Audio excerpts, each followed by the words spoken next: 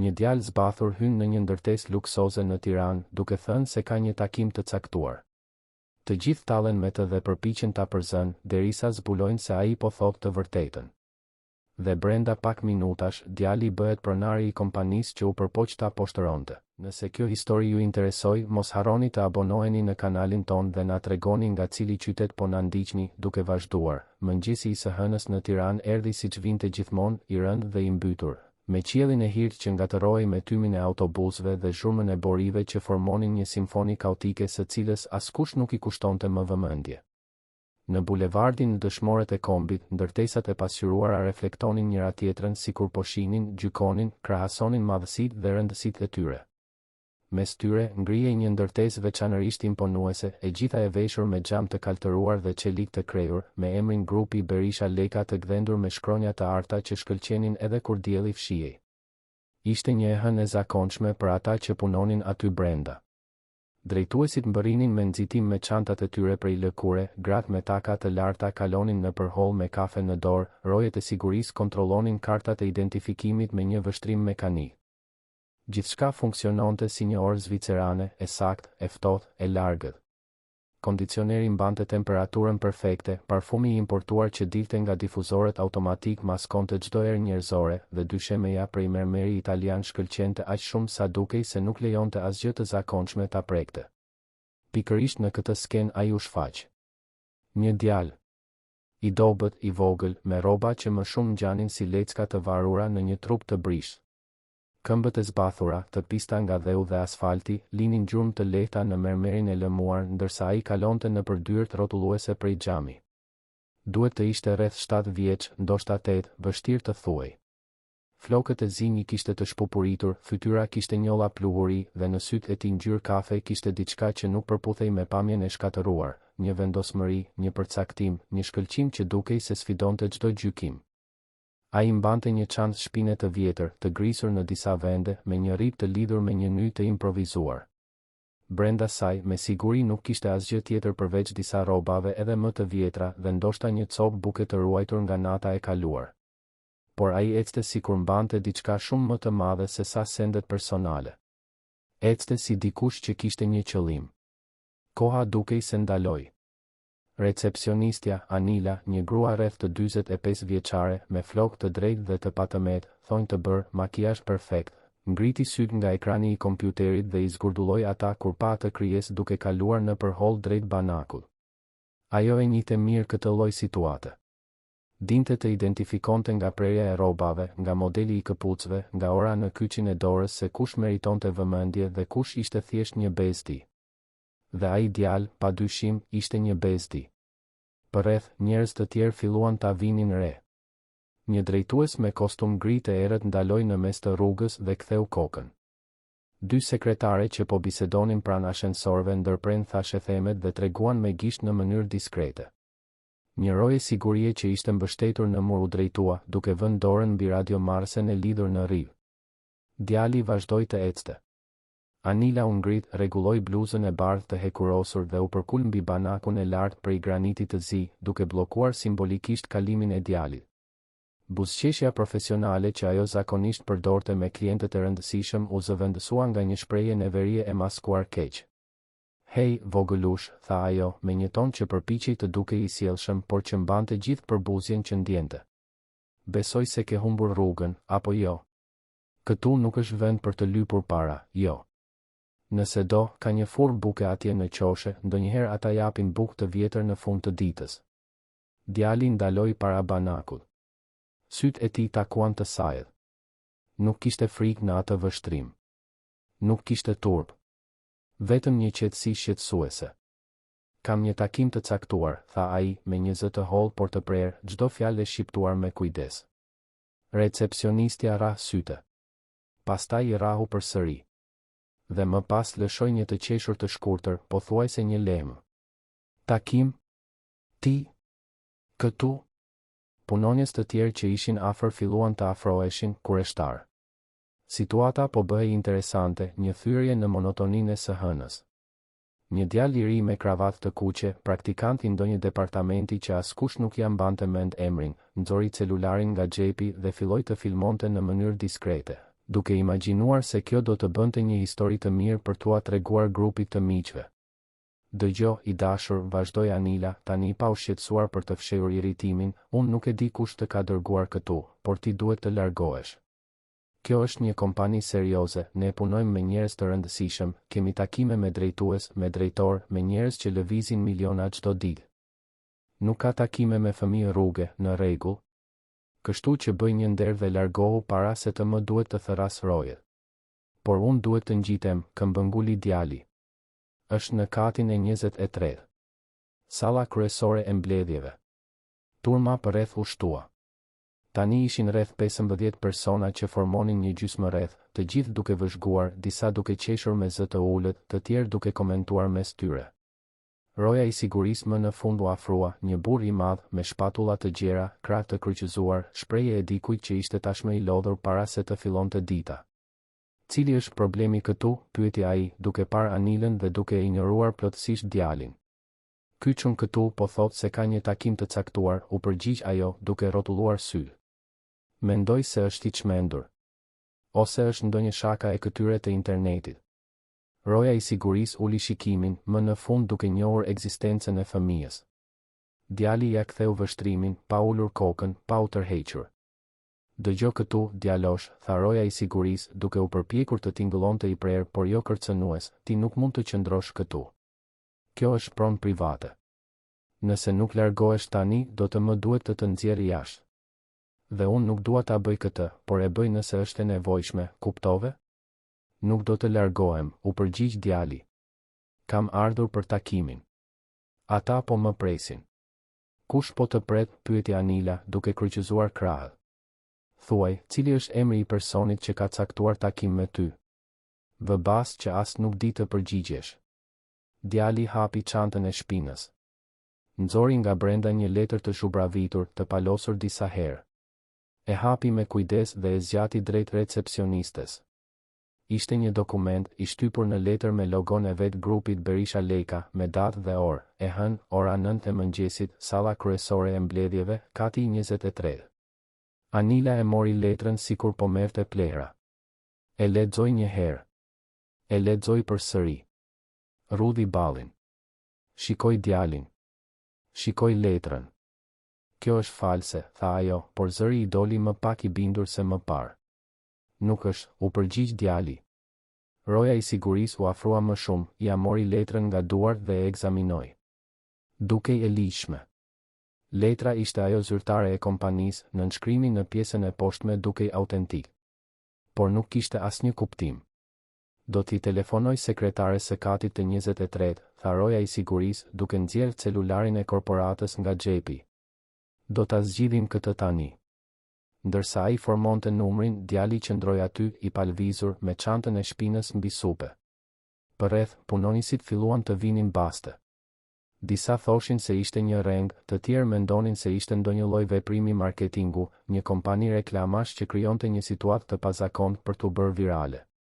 Askush nuk e mendoi, as për një çast, se kjo mund të ishte e vërtetë. Telefonata ishte e shkurtër. Roja i sigurisë dëgjoi, tundi kokën, dëgjoi edhe pak, zgurdulloi syt, murmuriti diçka të pakuptueshme dhe e mbylli. Ai e shikoi djalin me një shprehje që përziente hutim dhe diçka të ngjashme me frikën. Ai mund të ngjitet, tha roja i sigurisë, me zërin çuditërisht të ulët. Çfarë? Anila pothuajse bërtiti. Je çmendur? Ishte sekretarja që konfirmoi. Ai ka një takim të caktuar. Në orën 9 fiks. Dhe tashmë është 9:05. Heshtja që pasoi ishte shurdhuese. Askush nuk dinte çfarë të thoshte. Askush nuk dinte çfarë të mendonte. Djali thjesht filloi të ecte drejt ashensorëve. Roja i sigurisë, ende i trullosur, e shoqëroi. Prit, thiri Anila, duke vrapuar pas tyre me takat që godisnin fort në dysheme. Nuk mund ta lësh të ngjitet kështu. Shiko rrobat e tij, shiko gjendjen e tij. Ai do të ndodh gjithçka, do të tremb klientët, do të. Roja i sigurisë e ndërpreu. Dëgjo, Anila, unë thjesht po ndjek urdhrat. Nëse sekretarja e konfirmoi, atëherë është e vërtetë. Nuk jam unë ai që do ta vë në dyshim. Të tre hynë në ashensor. Djali shtypi butonin e katit të 23. Dyert metalike të lëmuara u mbyllën duke reflektuar 3 figura plotësisht të papërshtatshme që ndanin atë hapësirë të vogël, roja i sigurisë i hutuar, recepcionistja e indinjuar dhe djali i qetë. Ngjitja dukej se zgjati një përjetësi. Kur dyert u hapën në katin e 23, ambienti ishte edhe më luksos se kati përdes. Tapete persiane mbulonin dyshemen, piktura të artistëve bashkëkohor zbukuronin muret dhe heshtja ishte absolute, e thyer vetëm nga zukatja e ulët e kondicionerit. Një sekretare bjonde me syze elegante dhe kostum blu marine u ngrit sapo pa treshen duke dal nga ashensori. Mirdita, tha ajo, me zërin e trajnuar për të qenë e këndshme por neutrale. Mund t'ju ndihmoj? Djali ka një takim të caktuar, shpjegoi roja i sigurisë, ende pa e besuar atë që po thoshte. Sekretarja e shikoi djalin. Shpreha e saj nuk ndryshoi. Profesionalizëm para së gjithash. Emri juaj, ju lutem? Genti, u përgjigj djali. Genti Marku.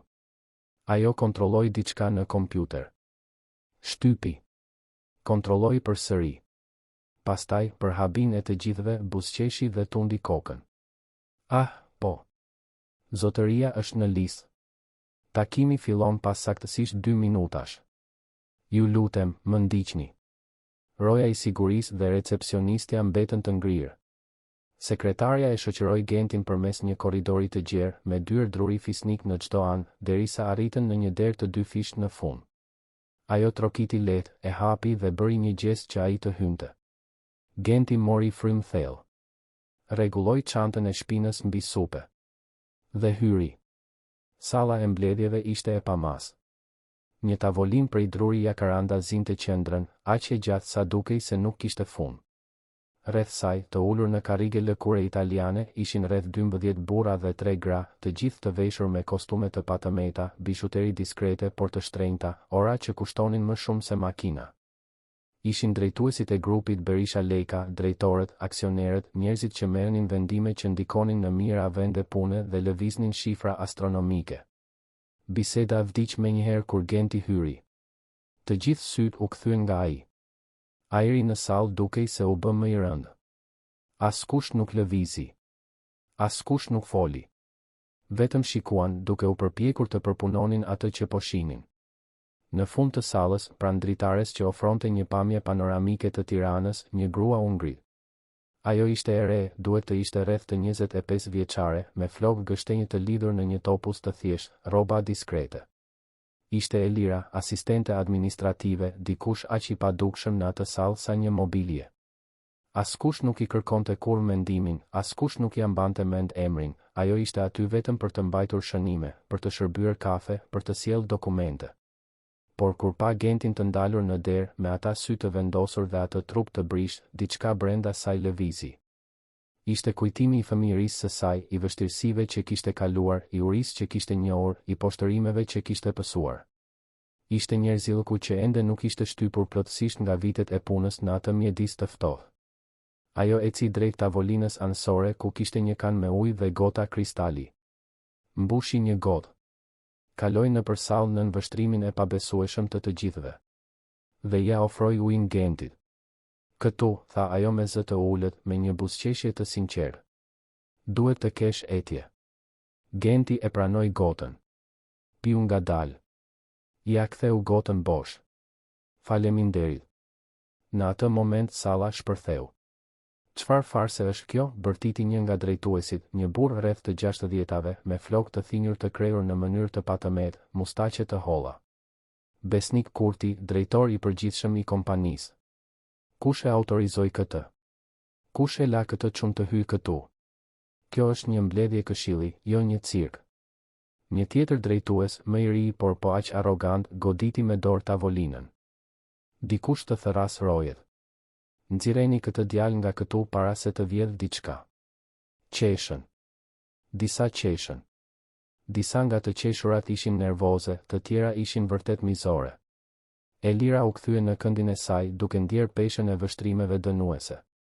Ajo e dinte se kishte bërë diçka të gabuar në sytë e tyre, diçka që mund t'i kushtonte shtrenjë. Por nuk u pendua. Genti vazhdoi të qëndronte aty, në mes të atij vorbulli zërash dhe akuzash. nuk tha asgjë. Vetëm priti.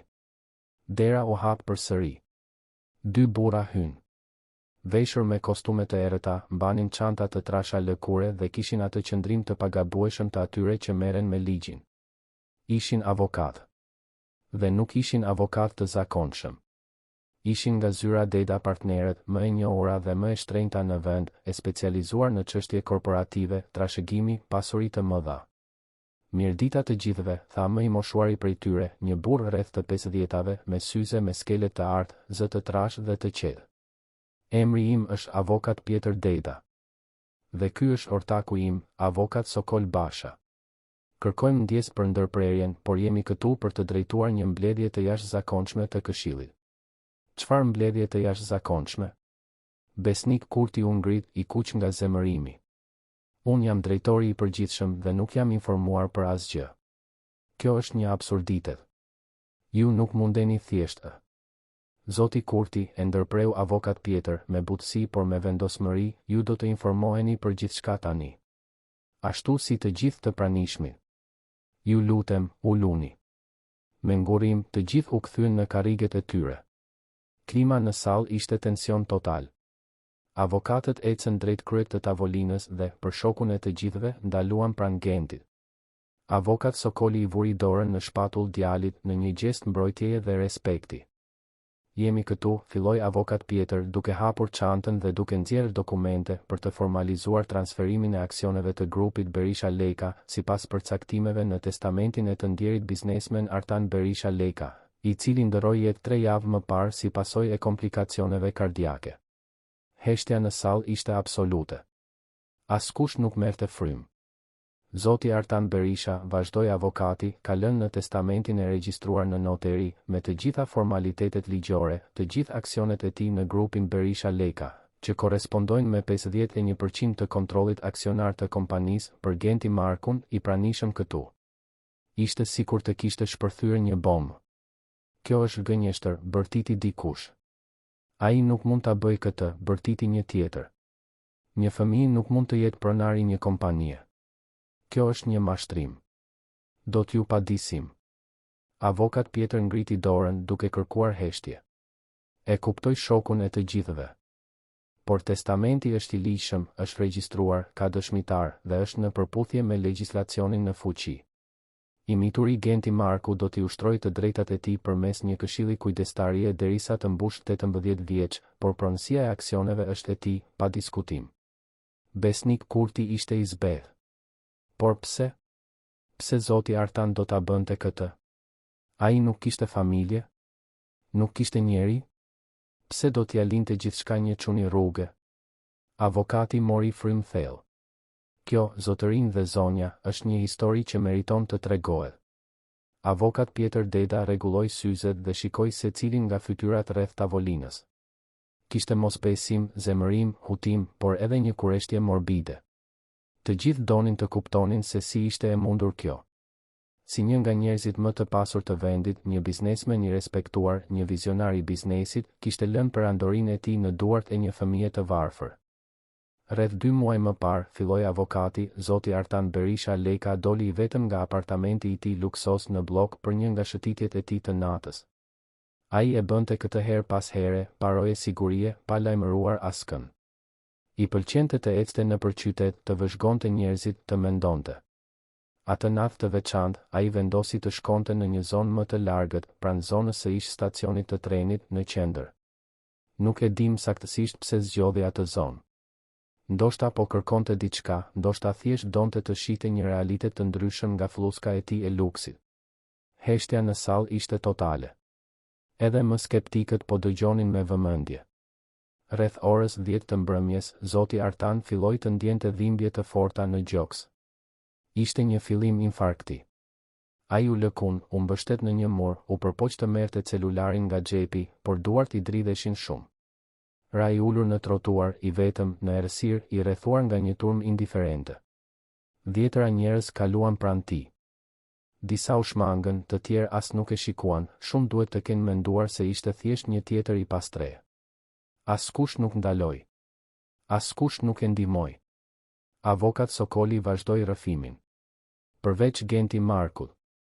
Ai ishte aty atë natë, bashkë me prindërit e tij, duke mbledhur materiale të riciklueshme nëpër rrugë. Kur pa burrin të rrëzuar, nuk hezitoi. La karrocën me skrap, vrapoi drejt tij, i kapi dorën, bërtiti duke kërkuar ndihmë. Nëna e Gentit, zonja Drita, i telefonoi urgjencës nga një telefon publik.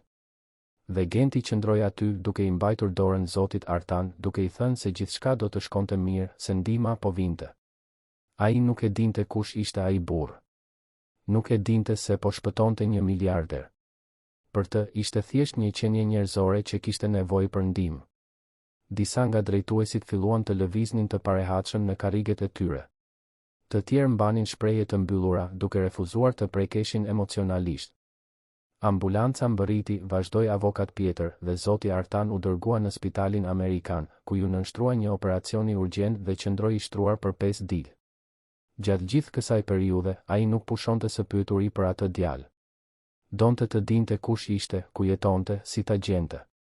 Dërgoi hetues privat, arriti ta lokalizonte duke jetuar me familjen e tij në një orë mbi lan.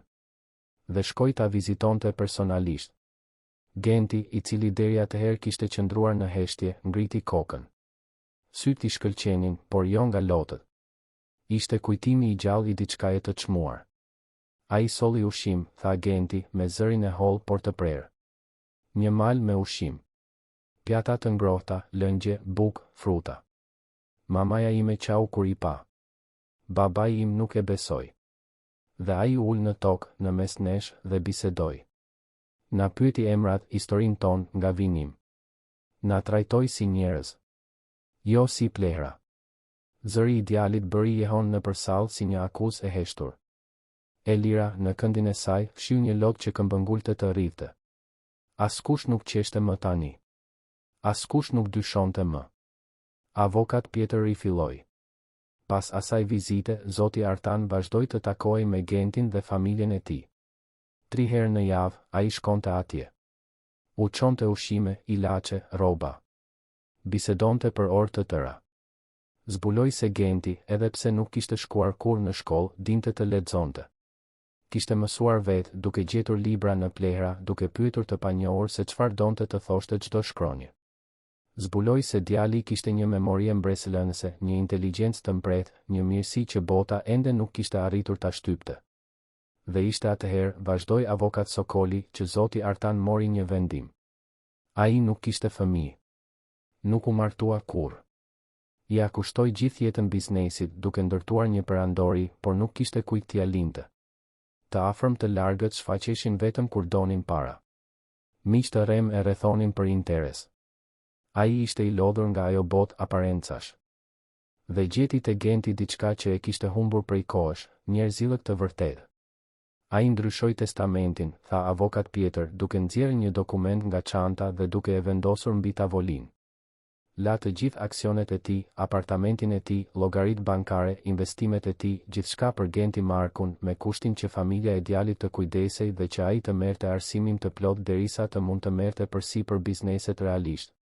Deri atëherë, një këshill administrativ do të kujdesej për operacionet, por të gjitha vendimet strategjike të rëndësishme do të duhej të kalonin përmes miratimit të Gentit, edhe pse ishte i mitur. Kjo është çmenduri, shpërtheu besnik Kurti. Një kompani e kësaj madhësie nuk mund të komandohet nga një fëmijë. Kemi kontrata ndërkombëtare, negociata komplekse, aksioner minoritar, furnitor, klient. Kjo do të shkatërrojë gjithçka që është ndërtuar. Ju keni të drejtë për një gjë, tha Genti, duke i befasuar të gjithë duke folur. Zëri i tij nuk ishte më ai një fëmijë të frikësuar. Kishte diçka ndryshe aty, diçka që zoti Artan duhet ta ketë parë dhe kultivuar në ato biseda.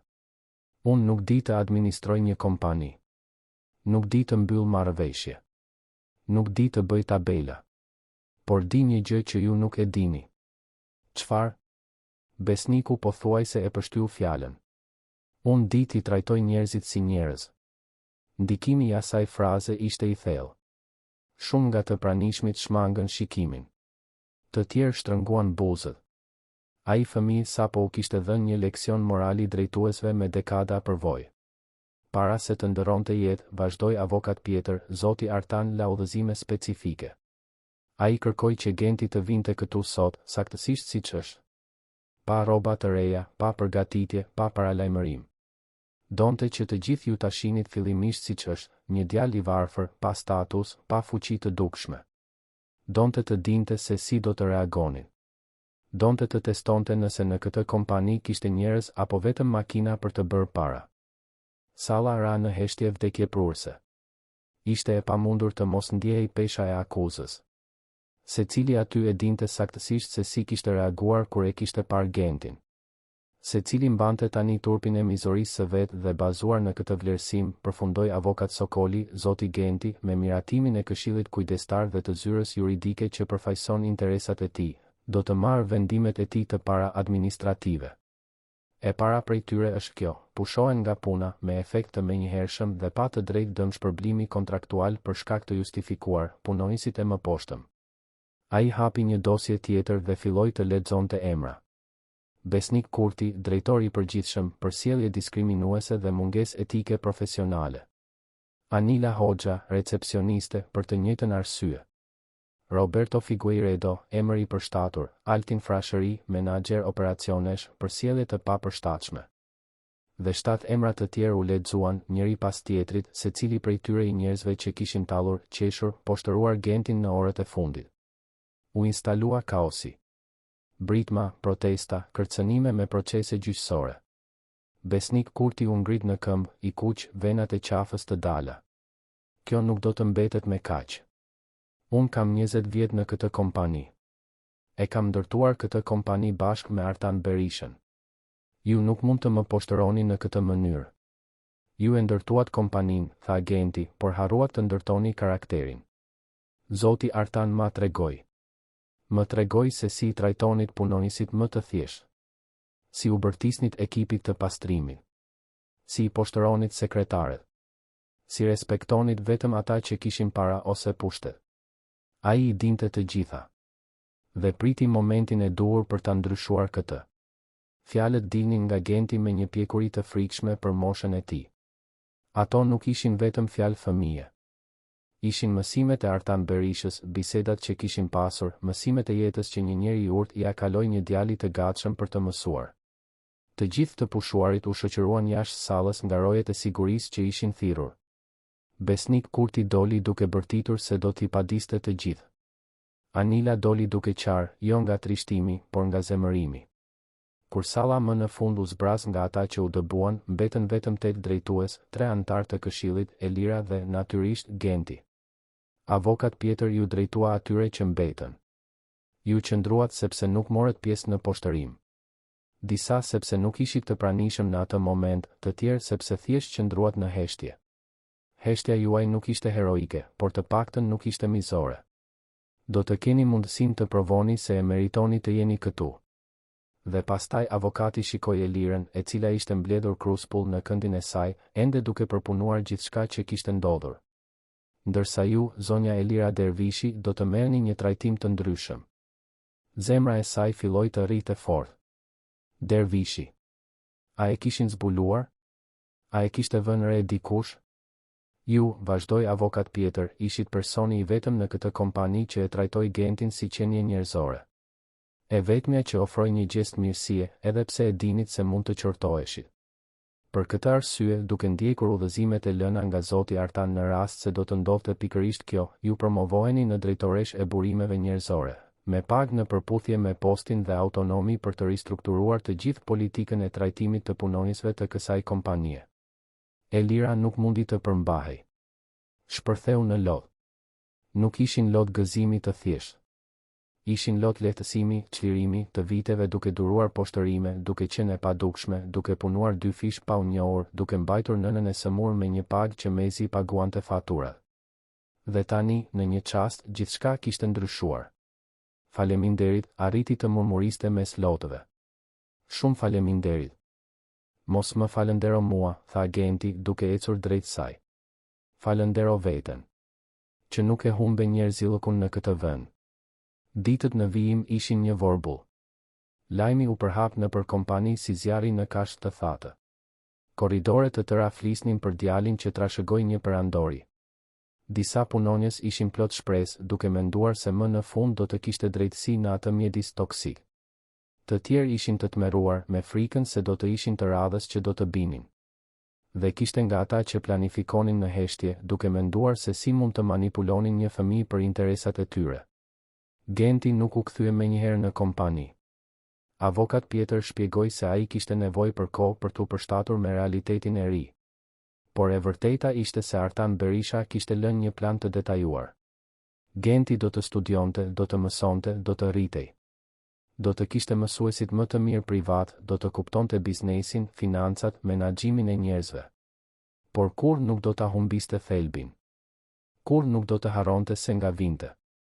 Ndërkohë, familja e Gentit u vendos në një shtëpi komode në blok. Nuk ishte një vil, Artan Berisha kishte qenë specifik për këtë. Donte rehati, jo shfaqje. Donte që ata të kishin dinjitet, jo varësi. Baba i Gentit, Zoti Gëzim, një burr 45 vjeçar me duar të kallojzuara nga puna në rrugë, qau kur pa shtëpinë. Zonja Drita, gruaja e tij, nuk mund ta besonte se kishin një banjo vetëm për ta, një kuzhinë të vërtetë, dhoma me krevate të butë. Për herë të parë në 7 vjet, Genti fjeti në një krevat. Dhe ëndërroi për Artan Berishën, njeriun që ja kishte ndryshuar jetën jo me para, por me respekt. Ndërkohë, jashtë asaj fluske të përkohshme paqeje, bota reale filloi të reagonte. Besnik Kurti nuk e pranoi pushimin nga puna në heshtje. Kërkoi avokat dha intervista për programe sensacionale, pretendoi se ishte viktime një mashtrimi, se ajo trashëgimi ishte e falsifikuar, se një fëmijë po manipulohej. Mediat u ndan. Disa gazeta e trajtuan historinë si një përrallë moderne. Të tjera e pikturuan si një skandal korporativ, duke parashikuar falimentimin e afërt të grupit Berisha Leka. Nëse do të ishit në vendin e Elirës, a do t'i kishit ofruar ujë Gentit edhe pse e dinit se mund të qortoheshit, apo do të kishit qëndruar në heshtje si të tjerët? Na tregoni në komente. Aksionerët minoritar filluan të lëviznin. U bën telefonata ndërkombëtare. Mbledhje sekrete u mbajtën në zyra të pasqyruara. Kishte njerëz të fuqishëm që nuk e pëlqenin atë ndryshim. Jo sepse dyshonin te Genti specifikisht, por sepse një fëmijë në komand krijonte paqëndrueshmëri. Dhe paqëndrueshmëria ishte e keqe për biznesin. Elira, tani si drejtoresh e burimeve njerëzore, kishte një mision pothuajse të pamundur përpara. Duhej të ristrukturonte një kulturë të tërë korporative, të bazuar në hierarki të rrept dhe konkurrencë mizore, në diçka më njerëzore. Dhe hasi rezistencë në çdo cep. Menaxherët e vjetër refuzonin të pranonin urdhra prej saj, duke thënë se ishte vetëm një ish asistente. Punonjësit veteran bojkotonin mbledhjet. Kishte një grup specifik, i udhëhequr nga Valbona Metaj, drejtoresh financiare, që bënte çmos për të minuar çdo nismë të Elirës. Valbona ishte një grua rreth të 50-tave, elegante, llogaritse, me 30 vjet përvojë në tregun financiar.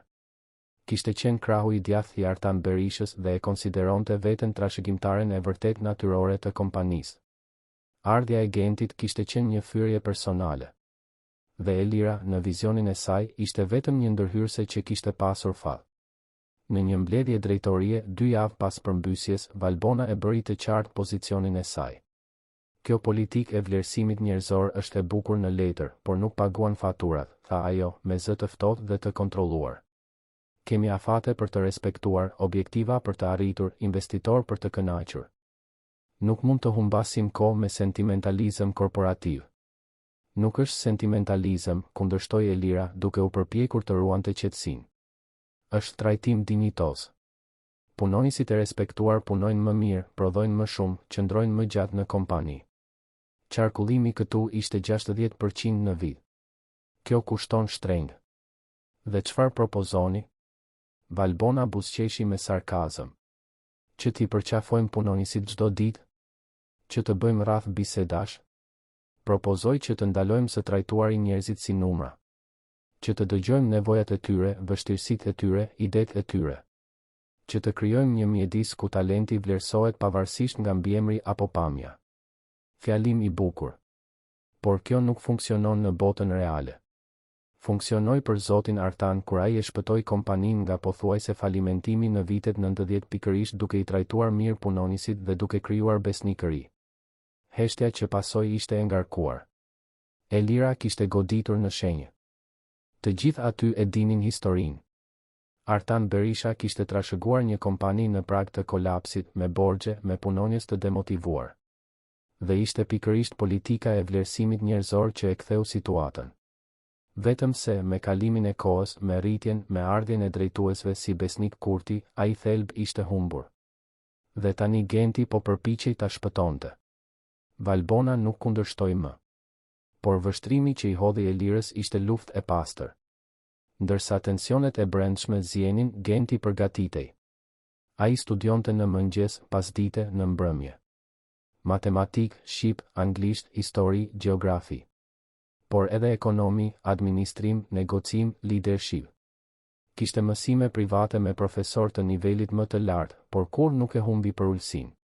Vazhdonte të ishte djali që ndihmonte nënën në shtëpi, që luante top në rrugë, që përshëndeste portierin me emër. Një ditë, 3 javë pasi mori zyrtarisht postin e aksionerit kryesor, Genti kërkoi të vizitonte kompaninë. Donte të njihte prapaskenat, katet që askush nuk i sheh, njerëzit që bëjnë gjithçka të funksionojë por kur nuk shfaqen. Avokat Pjetër organizoi një vizitë diskrete. Genti filloi nga bodrumi. Aty ndodheshin dhomat e zhveshjes së punonjësve të pastrimit, salla e motoristëve, depoja e materialeve. Njerëzit u trembën kur pan djalin duke ardhur, i shoqëruar nga një avokat me kostum. Nuk dinin si të reagonin. Por Genti ishte i drejt për drejt, pa ceremoni. Mirëdita. Emri im është Genti. Gëzohem. Dhe u shtrëngonte dorën secilit. I pyeste për emrin, sa kohë punonin aty, nëse ishin mirë, nëse kishin nevojë për diçka. Një zonjë e pastrimit, Teto Lulja, rreth të 60-tave, filloi të qante kur Genti e pyeti për familjen e saj. Askush nuk ja kishte bërë kur këtë pyetje. Në 15 vjet punë aty, askush nuk e kishte trajtuar kur si njeri. Keni fëmijë? Pyeti Genti. Kam 3, o djalë. 2 tashmë të rritur, punojnë. Dhe një vajzë të vogël që po bën fakultet natën. Çfarë krenarie? Ju duhet të jeni shumë e fortë që keni rritur 3 fëmijë duke punuar kaq shumë. Teto Lulja nuk mundi të përmbahej më. Përqafoi Gentin duke i lagur shpatullën me lodh. Faleminderit, biri im. Faleminderit që më pe. Genti kaloi orë të tëra duke biseduar me çdo punonjës. Shënonte emra, histori, nevoja. Zbuloi se paga e ekipit të pastrimit ishte e ngrirë prej 3 vjetësh. Zbuloi se motoristët nuk kishin pajisje të përshtatshme sigurie. Zbuloi se gratë që punonin në kuzhinën e mensës bënin orë shtesë pa u paguar. Në mëngjesin pas vizitës së Gentit në prapaskenat e kompanisë, Elira mbërriti herët në zyrë me një listë në duar. Ishte një listë ndryshimesh urgjente që Genti kishte identifikuar dhe që duheshin zbatuar menjëherë. Rritje page për ekipin e pastrimit, pajisje sigurie për motoristët, pagesë korrekte e orëve shtesë, përmirësim i kushteve në dhomat e zhveshjes. E gjithë kjo do të kushtonte para, sigurisht, por ishin para të investuara në dinitet. Ajo thiri një mbledhje urgjente me drejtorët. Kur paraqiti propozimet, heshtja në sallë u thye nga një e qeshur e thatë. Valbona Meta i mbylli dosjen që po shfletonte dhe e shikoi Elirën me përbuzje të maskuar keq. Po tallesh, apo jo, tha Valbona, me zërin e ngarkuar me sarkazëm. Do të rrisim pagën e pastrimit? Do të blejmë kask të re për motoristin? Ndërkohë që kemi 3 projekte të vonuara dhe 2 klientë ndërkombëtar që kërcënojnë të prishin kontratën sepse nuk i besojnë një kompanie të komanduar nga një fëmijë? Janë njerëz, Valbona. Njerëz që punojnë këtu çdo ditë, që e bëjnë këtë kompani të funksionojë. Janë punonjës. Dhe punonjësit kanë një kosto operacionale që duhet menaxhuar. Do ta kthesh këtë vend në një ujëçë? Sepse mund të garantoj se në 6 muaj do të falimentojmë nëse vazhdojmë me këtë mentalitet. Diskutimi u ashpërsua. Drejtorë të tjerë morën qëndrim, disa në anën e Valbonës, të tjerë duke u përpjekur të ndërmjetësonin, pak duke mbështetur hapur Elirën. Mbledhja përfundoi pa konsensus, por me një gjë të qartë, kishte një luftë të brendshme që po fillonte dhe Valbona ishte e vendosur ta fitonte. Në ditët në vijim, gjëra të çuditshme filluan të ndodhnin. Dokumente të rëndësishme zhdukeshin. Mbledhjet anuloheshin pa paralajmërim. Punonjësit që kishin biseduar hapur me Gentin filluan të transferoheshin në sektor më pak të rëndësishëm. Ishte një sabotim delikat, i vështirë për t'u provuar, por i pamundur për t'u injoruar. Elira u përpoq të bisedonte drejt për drejt me Valbonën. Caktoi një takim privat, pa dëshmitar. Të dyja u ulën në një sallë të vogël, përballë njëra tjetrës, me vetëm një tavolinë mes tyre. Pse po e bën këtë? Pyeti Elira, e lodhur nga dredhit. Pse po saboton ndryshimet? Ti ke punuar me zotin Artan. Ti e di që ai e donte këtë. Unë kam punuar me Artan Berishën kur ai ishte gjallë, u përgjigj Valbona, ftohtë. Dhe ai kishte pjekuri, përvojë, vizion tregu. Ky djalë mund ta ketë zemrën në vendin e duhur, por zemra nuk paguan rroga, Elira. Do ta dish të vërtetën? Unë ja dhash jetën kësaj kompanie. 30 vjet. Sakrifikova martesën, fëmijët, shëndetin. Dhe tani vjen një fëmijë që mezi di të shkruaj emrin e vet dhe ndryshon gjithçka që unë ndihmova të ndërtoja? Dhe ti, që dje ishe një askush, sot do të më japësh urdhra? Jo. Nuk do të ndodh. Nuk ka të bëj me ty apo me mua. Ka të bëj me të bërit të gjës së duhur. E duhur për kë? Për djalin që do të ndihet i mirë? Ndërkohë, konkurrentët po qeshin me ne, investitorët po humbasin besimin dhe punonjësit që vërtet kanë rëndësi po kërkojnë punë diku tjetër. Ti po e shkatëron këtë kompani, Elira. Dhe kur ajo të fundoset, ti do të jesh përgjegjëse. Fjalët e Valbonës i bën jehon në kokën e Elirës për ditë të tëra.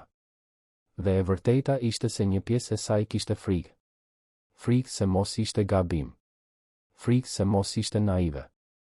Frikë se Valbona kishte të drejtë dhe se ato ndryshime vërtet do të shkatëronin gjithçka. Por pastaj ajo kujtonte Teto Luljen duke qarë sepse dikush më në fund e kishte pyetur për jetën e saj. Kujtonte motoristët duke buzëqeshur kur morën pajisje të reja. Kujtonte Gentin, një fëmijë 7 vjeçar, duke u mësuar njerëzillëk të rriturve që kishin harruar kuptimin e fjalës. Ndërkohë, larg konflikteve korporative, Genti vazhdonte rutinën e tij të studimeve. Por kishte diçka që e shqetësonte. Çdo natë, para se të flinte, ai shikonte foton e Artan Berishës që mbante në komodinë. Ishte një foto e thjeshtë, e bërë në një nga takimet që kishin pasur në Nur. Artan Berisha ishte ulur në tokë, pranë Gentit, të dy duke buzëqeshur. Ishte e vetmja foto që kishin bashkë. Pse më zgjodhët ju? Pyeste Genti me zë të ulët, sikur burri në foto mund t'i përgjigjej. Pse më vut kaq shumë përgjegjësi mbi supe? Baba i tij, Gëzimi, ndonjëherë i dëgjonte këto biseda natë. Një nga ato ditë, hyri në dhomë dhe u ul në cep të krevatit të birit. Ai të zgjodhi sepse pa të ty atë që shumë njerëz e kanë humbur, bir. Pa mirësi. Pa guxim. Pa dikë që ende beson se bota mund të jetë më e mirë. Por nuk e di nëse ja dal, baba. Unë jam vetëm një fëmijë. Ka njerëz të mëdhenj atje që din shumë më shumë se unë. Ka njerëz të mëdhenj që din shumë për biznesin, por kanë harruar si të trajtojnë njerëzit.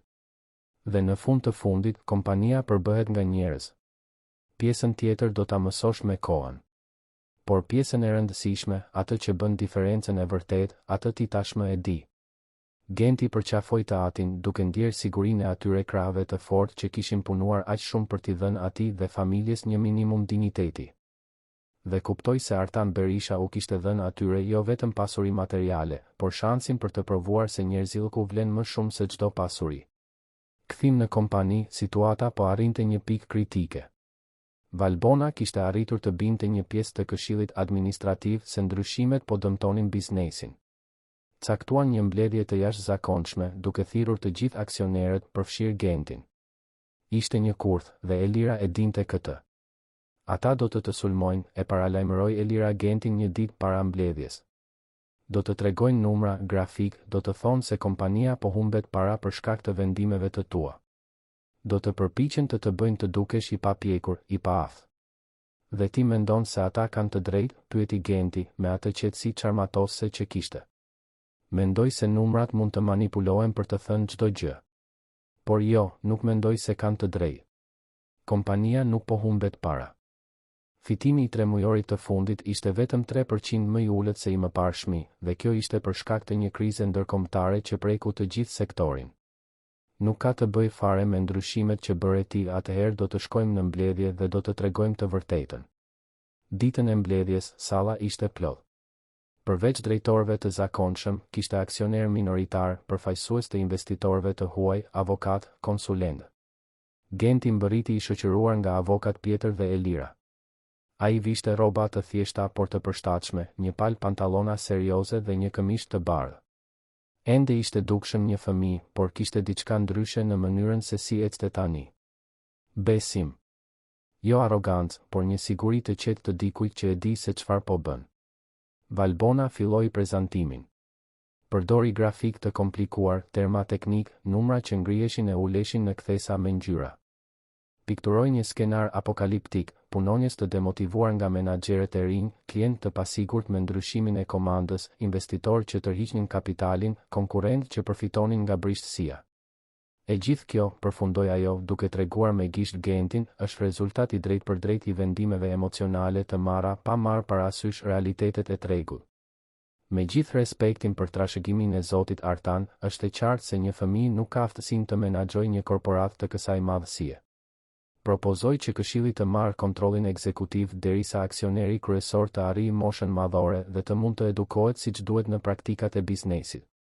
Ishte një emocion mosbesimi I maskuar. Nëse miratoi, Genti do të mbante aksionet, por nuk do të kishte fuqi vendimmarrëse. Do të ishte një mbret pa kuror. Disa aksioner filluan të pajtoheshin. Njëri prej tyre, përfaqësuesi një fondi investimesh evropian, ngriti dorën dhe foli në një shqipe me theks të theksuar, është një propozim I arsyeshëm. Djali mund të mësoj, por të mësosh kërkon kohë. Dhe koha është para. Një tjetër aksioner, pronari një rjeti supermarketesh që kishte partneritet me grupin Berisha Leka, shtoi, asgjë kundër djalit, por ne kemi përgjegjësi edhe për qindra punonjësit tanë. Nëse kjo kompani fundoset, shumë njerëz humbasin punën. Nuk mund të rrezikojmë. Vala po kthehej kundër Gentit. Elira u përpoq të ndërhynte, duke paraqitur numrat real, duke treguar se kompania nuk po fundosej, se ndryshimet ishin të qëndrueshme. Por Valbona kundërshtoi çdo pikë, duke shtrembëruar të dhënat, duke përdorur frikën dhe pasigurinë si armë. Në atë moment Genti u ngrit. E gjithë salla ra në heshtje. Të gjitha vëmendjet u kthyen nga ai fëmijë I vogël në këmbë pranë tavolinës së madhe. Mund të flas, pyeti ai, me zërin e hollë por të prerë. Sigurisht, tha kryetari I këshillit, një zotëri me flokë të bardhë I quajtur Ilir Gjoni. Ndihuni Ilir. Genti mori frym thellë. Shikoi çdo person në sallë. Dhe filloi të fliste. Ju keni të drejtë. Unë jam një fëmijë. Nuk di gjithçka që dini ju. Nuk kam studiuar në fakultet të shtrenjtë, nuk kam bërë MBA, nuk kam përvojë tregu. Por di një gjë, unë e di se çdo të thotë të flesh I uritur. E di se çdo të thotë të zgjohesh pa e ditur nëse do të ketë ushqim atë ditë. E di se çdo të thotë të trajtohesh si ple vetëm sepse rrobat I ke të grisura. Dhe e di gjithashtu se ka njerëz këtu brenda, njerëz që e bëjnë këtë kompani të funksionojë çdo ditë, që e dinë saktësisht se ç'është kjo. Dhe ju, që qëndroni në këtë sallë të bukur, me kondicioner, kafe të importuar, kur nuk keni ndaluar t'i dëgjoni ata. Disa nga të pranishmit filluan të lëviznin të parehatshëm. Genti vazhdoi. Zoti Artan më tregoi një histori. Ai tha se kur kjo kompani pothuajse falimentoi, atje në vitet 90, e dini çfarë e shpëtoi? Nuk ishte heqja e njerëzve. Nuk ishte ulja e pagave. Ishte pikërisht e kundërta. Ishte rritja e pagave kur askush nuk mendonte se ishte e mundur. Ishte dhënia e pjesëmarrjes në fitime. Ishte trajtimi I punonjësve si ortak, jo si pjesë. Dhe punonjësit e veshën fanellën. Punuan 2 fish. E shpëtuan kompaninë. Zoti Artan nuk e harroi kur këtë. Por ju e harruat. Ju, zonjë, ai tregoi me gisht Valbonën, thoni se unë marr vendime emocionale. Por çfarë lloj vendimesh merrni ju? Vendime që harrojnë se pas çdo numri ka një person, një familje, një histori? Kjo nuk është të jesh profesionist. Kjo është të jesh njerëzor. Valbona u skuq, por nuk kundërshtoi. Nuk kishte si. Genti sapo kishte ekspozuar të vërtetën e zhveshur. Nuk do të shtirem se di gjithçka, vazhdoi djali. Kam nevojë për ndihmë, kam nevojë për njerëz me përvojë, duhet të mësoj shumë. por për sa kohë që unë kam fuqi vendimmarrëse këtu, kjo kompani do t'i trajtoj njerëzit si njerëz. Dhe nëse kjo na bën të humbasim para, nëse kjo bën që investitorët të largohen, nëse kjo bën që konkurrentët të qeshin me ne, në rregull. Sepse në fund, ajo që ka rëndësi nuk është sa para grumbullojmë. Është sa respekt mbartim. Heshtja në sallë ishte totale. Askush nuk dinte çfarë të thoshte. Ai djalë 7 vjeçar kishte dhënë një leksion njerëzillku që asnjë më ba në botë nuk e mësonte. Ilir Gjoni, kryetari i Këshillit, u ngrit. Ai ishte një njeri i respektuar në treg, me më shumë se 40 vjet përvojë. Kishte punuar me Artan Berishën që në fillim. Dhe syt i kishte të përlotur. Artani më telefonoi 3 ditë para se të ndëronte jetë, tha ai, me zërin e mbytur. Më tregoi për djalin. Më tha se kishte gjetur dikë të veçantë. Mendova se po delironte, se ilaçet po i ndikonin në kokë. Por tani e kuptoj. Ai nuk po delironte. Ai po shite atë që të gjithë ne e kishim humbur. Iliri shikoi aksionerët e tjerë. Valbonën. Përfaqësuesit ndërkombëtar. Mocioni i mosbesimit refuzohet. Genti Marku vazhdon si aksioner kryesor me fuqi vendimmarrëse. Dhe unë, personalisht, do të punoj pranë tij për të garantuar që kjo kompani të jetë jo vetëm fitimpruese, por edhe e drejtë. Disa nga aksionerët protestuan. Përfaqësuesi evropian kërcënoi se do të shiste aksionet. Pronari i rrjetit të supermarketeve tha se do të rishikonte partneritetin. Por kishte të tjerë, shumica e heshtur, që filluan të pohonin me kokë. Të shinin kuptim. Të kuptonin se ndoshta ai djalë kishte të drejtë. Valbona doli nga salla pa thënë asnjë fjalë. Fytyra e saj ishte një maskë zemërimi të përmbajtur. Ajo e kishte humbur atë betejë, por jo luftën. Elira e dinte këtë. E dinte se Valbona nuk do të dorëzohej kaq lehtë. Në ditët që pasuan, tensioni ul pak, por nuk u zhduk. Genti vazhdoi të zbatonte ndryshime, gjithmonë duke dëgjuar këshillat e Ilirit dhe të drejtuesve të tjerë që sinqerisht donin të ndihmonin. Krijuan një program bursash studimi për fëmijët e punonjësve. Themeluan një kanal anonim denoncimesh për raste abuzimi ose diskriminimi. Rritën investimin në trajnim dhe zhvillim. Dhe rezultatet filluan të shfaqeshin. Qarkullimi i punonjësve ra në mënyrë drastike. Produktiviteti u rrit. Klientët që ishin shqetësuar në fillim filluan të vlerësonin klimën e re të kompanisë. Një gazetë e rëndësishme publikoi një artikull pozitiv mbi transformimin e grupit Berisha Leka, duke e quajtur Gentin CEO-n më të ri dhe më njerëzor të Shqipërisë. Por ndërsa disa festonin, të tjerë komplotonin. Valbona nuk ishte dorëzuar. Përkundrazi, kishte ndryshuar strategji. Nëse nuk mund ta sulmonte Gentin Ballazi, do ta sulmonte nga anët. Filloi të përhapte thashë theme. Thoshte se Elira kishte një lidhje me avokat Pietrin dhe se vendimet manipuloheshin. Thoshte se familja e Gentit po shpenzonte parat e trashëgimisë në mënyrë të papërgjegjshme. Thoshte se Ilir Gjoni po bëhej senil dhe prandaj e mbështeste atë çmenduri. Thashë themet u përhapën si virus. Punonjësit filluan të dyshonin. Investitorët filluan të vinin në dyshim. Mediat që më parë kishin qenë dashamirëse filluan të publikonin artikuj sensacional. Një revistë biznesi publikoi një kopertinë me foton e Gentit dhe titullin "Kur emocionet komandojnë biznesin, eksperimenti i rrezikshëm i grupit Berisha Leka". Elira ishte e raskapitur. Punonte 12-14 orë në ditë duke u përpjekur të mbante gjërat nën kontroll, të zbatonte ndryshimet, të përgënjeshtronte thashë themet, të qetësonte investitorët. Nëna e saj, që jetonte me të, po përkeqësohej nga shëndeti dhe ajo mezi kishte kohë ta vizitonte. Një natë veçanërisht të vështirë, ajo u rrëzua në zyrën e zbrazët, e vetme, duke qarë nga lodhja dhe frustrimi. Në atë moment Genti u shfaq në derë. Ai kishte shkuar në kompani vonë natën sepse kishte pagjumësi, donte të shihte disa dokumente. Kur pa dritën e zyrës së Elirës të ndezur, hyri. E gjeti atë të përkulur mbi tavolinë, shpatullat i dridheshin nga dënese të përmbajtura. Elira, e thiri ai me zë të ulët. Ajo u tremb, fshiu fytyrën shpejt, u përpoq të përmblidhej. Genti, çfarë bën këtu këtë orë? Doja të pyesja të njëjtën gjë. Ajo u përpoq të buzëqeshte, por nuk mundi. Thjesht po përpiqem të zgjidh disa probleme. Genti tërhoqi një karrige dhe u ul pranë saj. Je e lodhur. Nuk ishte një pyetje. Ishte një konstatim. Elira pshërtiu dhe pranoi. Shumë. Dhe me frikë. Frikë se mos Valbona ka të drejtë. Frikë se mos po shkatërroj gjithçka. Frikë se mos të zhgënjej ty dhe Zotin Artan dhe të gjithë njerëzit që na besuan. Ti nuk po shkatëron asgjë. Ti po ndërton. Dhe të ndërtosh është më e vështirë se të shkatërosh. Por po sikur të dështojmë. Genti qëndroi në heshtje për një moment. Pastaj tha diçka që Artan Berisha ia kishte thënë atij një herë.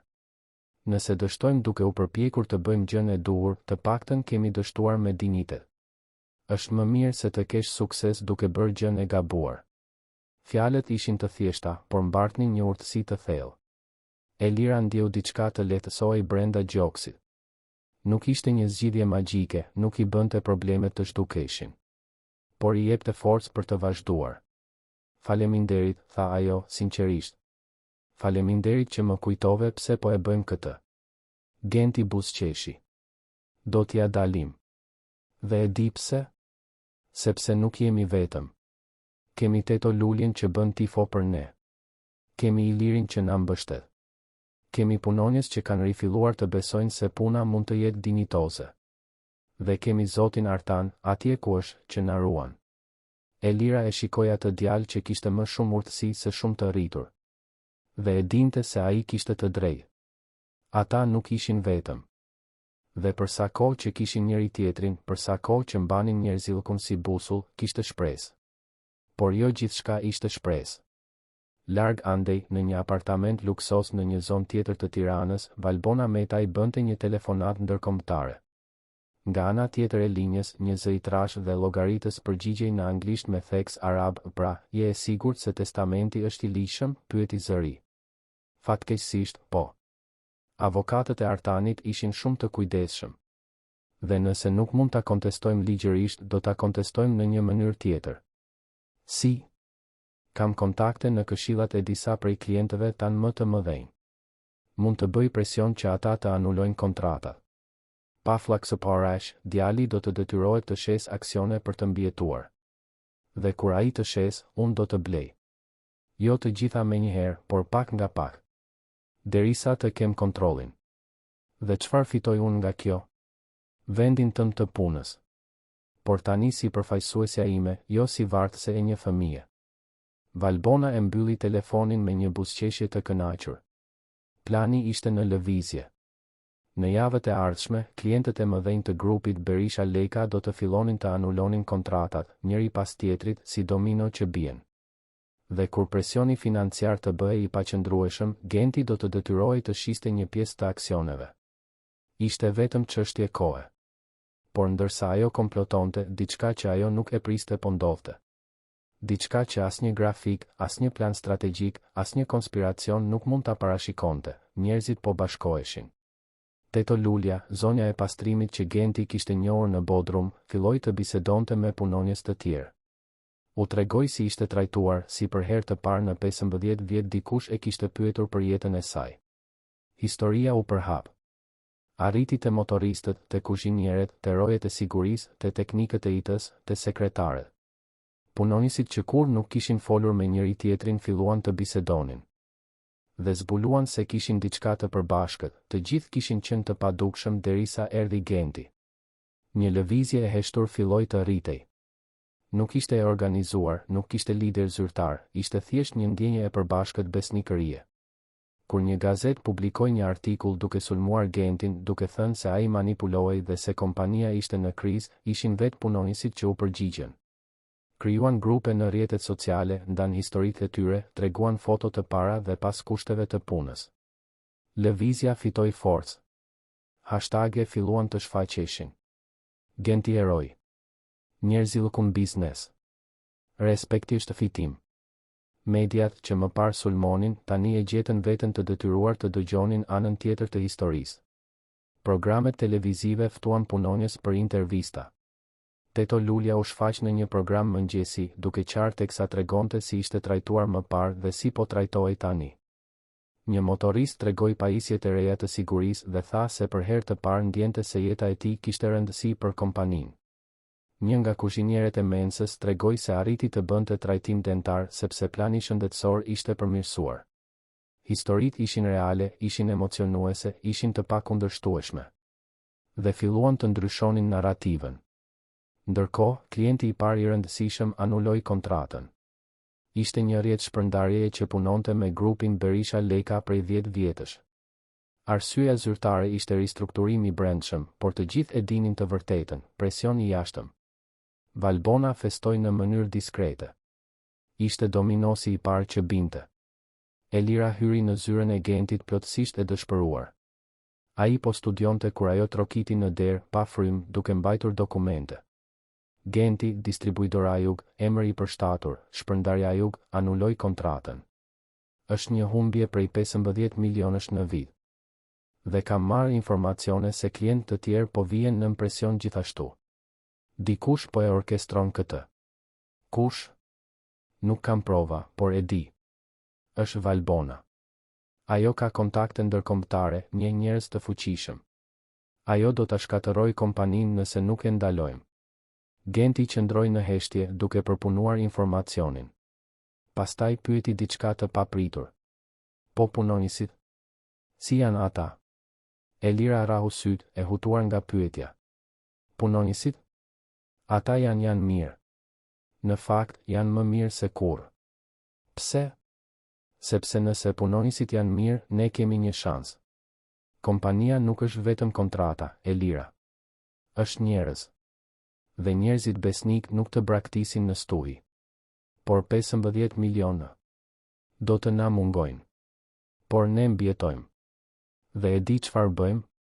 I tregojmë tregut se kjo kompani nuk varet nga një ose dy klientë të mëdhenj. Ne diversifikohemi, krijojmë partneritete të reja, hapim tregje që i kemi injoruar më parë. Nga po i nxjerr këto ide, pyeti Elira, e impresionuar. Nga librat që Zoti Artan më la. Ai shkruante në margjina. La shënime, reflektime, mësime. Dhe një nga gjërat që shkruante më shumë ishte, kur mos i vër të gjitha vezët në një shport. Genti kishte të drejtë. Dhe në ditët në vijim, me ndihmën e Ilir Gjonit dhe konsulentëve që sinqerisht besonin në projekt, filluan të punonin në një strategji diversifikimi. Kontaktuan me kompani më të vogla që kur nuk kishin pasur shans të punonin me grupin Berisha Leka. U ofruan partneritete të drejta, kontrata transparente. Dhe u befasuan nga përgjigja, shumë kompani donin të punonin me ta pikërisht për shkak të imazhit të ri. Kompania që trajtonte punonjësit me dinjitet, kompania e komanduar nga djali që kishte ndryshuar tregun. Ndërsa Valbona priste që kompania të fundosej, ajo po rritej në një mënyrë të ndryshme. Më solide, më e diversifikuar, më njerëzore. Por Valbona nuk dorëzohej lehtë. Nëse presioni i jashtëm nuk po funksiononte siç pritej, ajo do të provonte sabotim të brendshëm më agresiv. Filloi të ofronte rishfete për punonjës kyç, duke u përpjekur t'i binte të sabotonin projekte, të zbulonin informacione konfidenciale, të krijonin kriza të brendshme. Dhe arriti të joshte disa. 2 menaxher dhe një koordinatore shitjesh i pranuan paratë. Sabotimi filloi. Një sistem kompjuterash ra në mënyrë misterioze duke humbur të dhëna të rëndësishme. Një par tjetër produktesh u dërgua në adresën e gabuar duke gjeneruar humbje dhe pakënaqësi te klientët. Dokumente konfidenciale u shfaqen në shtyp duke ekspozuar strategjitë tregtare. Elira ishte në prag të një kolapsi nervor. Thiri një mbledhje urgjente me të gjithë drejtorinë. Dikush këtu po na tradhton, tha ajo, duke parë se cilin person në sy. Dhe unë do ta zbuloj se kush. Në atë moment një nga menaxherët, Mimoza Koci, u ngrit. Ishte një grua rreth të 35-ave, kompetente, diskrete. Punonte në departamentin e logjistikës prej 7 vjetësh. Unë e di kush janë, tha ajo, me zërin që i dridhej. Dhe e di sepse unë isha njëra prej tyre. Shoku ishte i përgjithshëm. Elira u ngrit në këmbë. Ti? Mimoza filloi të qante. Unë pranova para nga Valbona. 15.000 euro për të sabotuar sistemin dhe për të shkaktuar vonesa. E bëra. Dhe e urej veten për këtë. Por nuk e duroj dot më. Nuk mund të jetoj me këtë faj. E pash se çfarë po përpiqet të bëj Genti, pash si ndryshuan gjërat, e pash Teto luljen më në fund duke buzëqeshur. Dhe unë traftova gjithë këtë përpara. Ajo vendosi një zarf mbi tavolinë. Këtu janë paratë. Të gjitha. Nuk I kam shpenzuar. Dhe këtu janë edhe emrat e 2 personave të tjerë të përfshirë, Carlos Mendes, emër I përshtatur, Arben Malaj dhe Roberta Lima, emër I përshtatur, Besa Shkreli. Dhe ka më shumë, ka screenshote të bisedave me Valbonën, ka vërtetime transferte, ka gjithçka. Jam gati të pushohem nga puna dhe të paditem. E meritoj. Heshtja në sallë ishte e rëndë. Elira mori zarfin, kontrolloi përmbajtjen. Ishte gjithçka e vërtetë. Prova konkrete. Ti nuk do të pushohesh nga puna, tha një zë nga dera. Të gjithë u kthyen. Ishte Genti, I cili kishte mbërritur pa e vënë re askush. Ai eci drejt Mimozës, e cila ishte e shkatëruar dhe e shikoi. Ti gabove. Gabove rënd. Por ti gjithashtu pate guximin ta pranosh. Dhe kjo vlen shumë. Ti do të qëndrosh, por do të punosh 2 fish për të rregulluar atë që prishe. Dhe do të më ndihmosh të kuptoj se si ndodhi që të mos e lëm të ndodh përsëri. Mimoza shpërtheu në lodh. Faleminderit. Faleminderit. Betohem se do ta kompensoj. Me provat në dorë, Elira caktoi një mbledhje të jashtëzakonshme të këshillit. Thiri Valbonën, 2 sabotatorët e tjerë dhe të gjithë drejtorët. Kur Valbona hyri në sallë dhe pa Mimozën aty të ulur me sy të kuq por me qëndrim të prerë, e kuptoi se çfarë kishte ndodhur. U përpoq të mohonte. Tha se provat ishin false, se ishte një kurth, se po persekutoi. Por provat ishin të pakundërshtueshme. Biseda, transferta bankare, dëshmi. Gjithçka përputhej. Ilir Gjoni, si kryetari I këshillit, nuk kishte zgjidhje tjetër. Valbona Metaj, ju jeni e pushuar nga puna për shkak të justifikuar. Arben Malaj dhe Besa Shkreli, e njëjta gjë. Të tre do të përballeni me procese ligjore për sabotim, zbulim të informacioneve konfidenciale dhe dëmtim të kompanisë. Valbona u ngrit në këmbë, e zbet nga zemërimi. Kjo nuk mbaron këtu. Do të pendoheni. Kjo kompani do të falimentoj dhe unë do të jem aty për ta parë. Kompania tashmë ka falimentuar, tha Genti me qetësi. Kompania që ju ndihmua të ndërtoni, ajo që shkelte mbi njerëzit, që shite vetëm numra, ajo ka vdekur. Ne po ndërtojmë një tjetër. Dhe ju nuk keni vend në të. Valbona doli e shoqëruar nga rojet e sigurisë. Arbeni dhe Besa e ndoqën me kokën ulur. Mimoza qëndroi në sallë, gati për të përballuar pasojat, por edhe gati për të rifilluar. Javët në vijim ishin të rindërtimit. Me Valbonën jashtë, me sabotatorët të larguar, me të vërtetën të ekspozuar, kompania filloi të merrte frymë ndryshe. Klientët që kishin anuluar kontratat u kthyen kur e kuptuan situatën reale. Klientë të rinj u shfaqën, të tërhequr nga reputacioni I etikës dhe transparencës. Investitorët socialisht të përgjegjshëm filluan të interesoheshin për kompaninë. Dhe diçka edhe më e rëndësishme ndodhi, kultura e brendshme ndryshoi përfundimisht. Punonisit që më parë kishin frikë të flisnin, të sugjeronin, të vinin në dyshim, tani merrnin pjesë aktivisht. Krijuan një këshill punonisish të zgjedhur në mënyrë demokratike, që mblidhej çdo muaj me drejtorinë për të diskutuar përmirësime. Kompania u bë një model I menaxhimit pjesëmarrës dhe të humanizuar. Genti vazhdoi të studionte, vazhdoi të mësonte, vazhdoi të rritej. Por kur nuk e humbi thelbin. Çdo javë vizitonte prapaskenat e kompanisë, bisedonte me punonisit, dëgjonte historitë e tyre, vështirësitë e tyre, gëzimet e tyre. Dhe me çdo bisedë e kuptonte më mirë atë që Artan Berisha ishte përpjekur t'i mësonte, se pasuria pa njerëzillëk është varfëri e maskuar.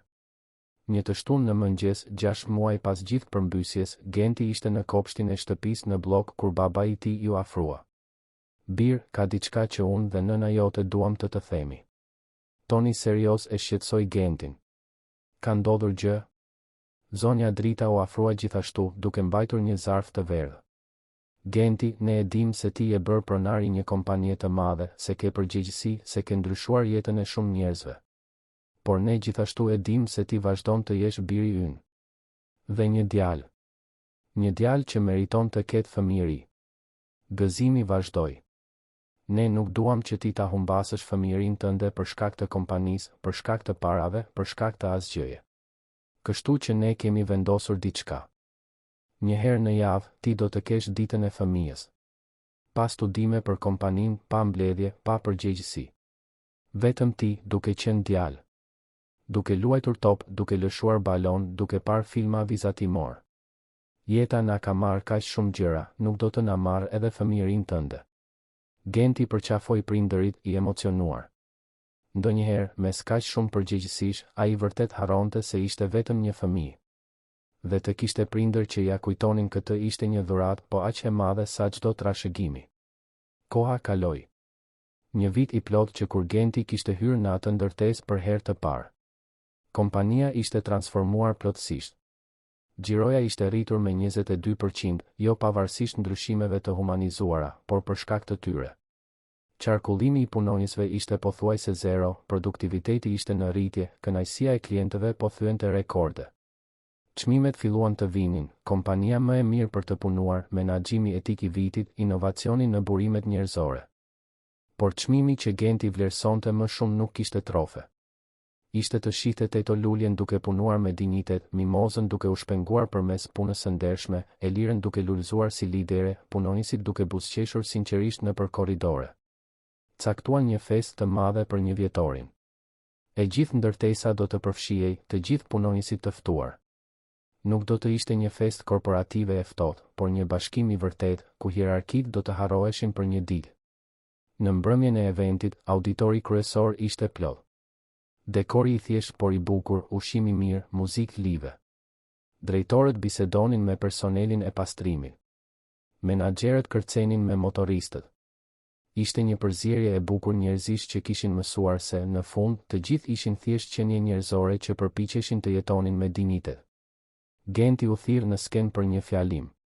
Kur u ngjit, i gjithë auditori u ngrit në duar trokitje. Nuk ishte lajkatim korporativ, ishte njohje e sinqertë. Ai priti heshtjen dhe filloi të fliste. Një vit më parë, unë hyra në këtë ndërtesë për herë të parë.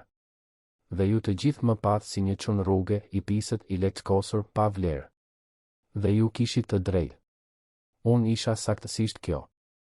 E vetmja diferencë është se unë gjithmonë kam pasur vlerë. Gjithmonë kam qenë i rëndësishëm. Ashtu si çdo person këtu gjithmonë ka qenë. Problemi nuk ishte se unë nuk kisha vlerë. Problemi ishte se ju nuk e shihnin. Disa njerëz ulën kokën duke kujtuar. Zoti Artan më mësoi se të gjithë kanë një histori. Të gjithë po luftojnë betejë që ne nuk i shohim. Dhe të gjithë meritojnë respekt, jo për shkak të asaj që kanë, por për shkak të asaj që janë, njerëz. Dhe kur ne i trajtojmë njerëzit si njerëz, ndodhin gjëra të mahnitshme. Kompania rritet, sigurisht, por më e rëndësishme se kaq, jeta përmirësohet. Për të gjithë.